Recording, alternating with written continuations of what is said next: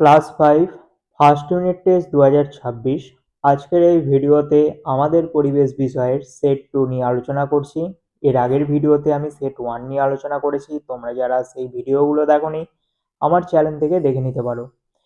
তোমাদের সেট 2 এর আমাদের পরিবেশ বিষয়ের প্রথম প্রশ্নটি দিয়েছে, শূন্যস্থান পূরণ করো।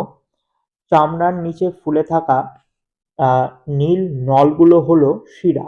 খ দাগের প্রশ্ন, রৌদ্র থেকে ভিটামিন পাওয়া যায় ডি। গ দাগের প্রশ্ন, বয়স বাড়লে শরীরে চামড়া কুঁচকে যায়। ঘ দাগের প্রশ্ন, হাড়ের জোরকে বলা হয়ে থাকে অস্থিসন্ধি। নেক্সট, উম দাগের প্রশ্ন, কাদা ও বালি সমান থাকে দোআঁশ মাটিতে। চ নাম্বার, রসিকবিল যে জেলায় অবস্থিত তা হলো কোচবিহার। নেক্সট কোশ্চেন দিয়েছে, সঠিক উত্তরটি নির্বাচন করো। ক নাম্বার, সাঁতরাগাছি ঝিল অবস্থিত হাওড়া জেলায়।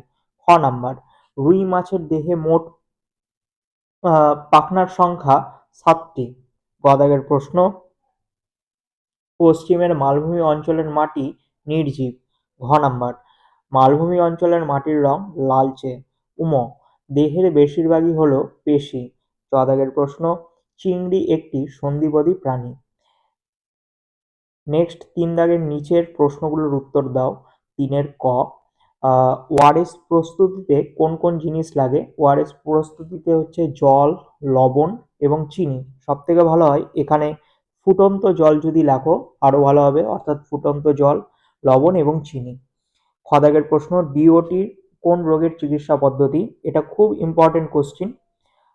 ক নাম্বারটাও ইম্পর্টেন্ট রয়েছে। ডিওটি কোন রোগের চিকিৎসা পদ্ধতি? যক্ষ্মা রোগের চিকিৎসা পদ্ধতি, বা যক্ষ্মা রোগের চিকিৎসায় ডিওটি পদ্ধতি ব্যবহার করা হয়। গ দাগের প্রশ্ন, হাত ও পায়ের আঙ্গুলের নখ ফেটে যায় কেন? রক্তাল্পতার অভাবে। অর্থাৎ শরীরে যদি রক্ত কম থাকে তবে হাত ও পায়ের আঙ্গুলের নখ ফেটে যায়।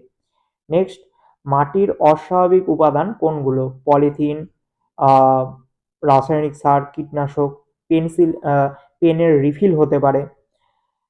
নাম্বার প্রশ্ন দিয়েছে, দুধের মধ্যে লেবুর রস দিলে কি হয়? ছানা তৈরি হয়। 4-এর ক, নিচের প্রশ্নগুলোর উত্তর দাও। পশুর চামড়া কি কি কাজে ব্যবহৃত হয়? পশুর চামড়া ব্যাগ, জুতো, বেল্ট তৈরিতে ব্যবহৃত হয়।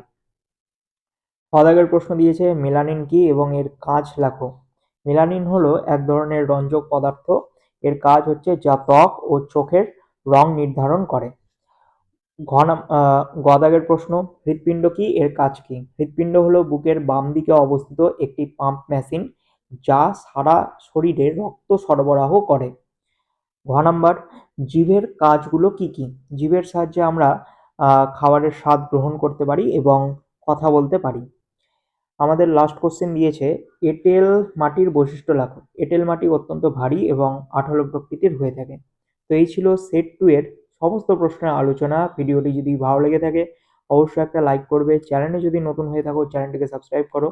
পাশের বেল আইকনে ক্লিক করে বন্ধুদের মধ্যে শেয়ার করো যাতে তারাও এই প্রশ্নগুলো জানতে পারে, শিখতে পারে। সবার পরীক্ষা খুব ভালো হোক। All the best.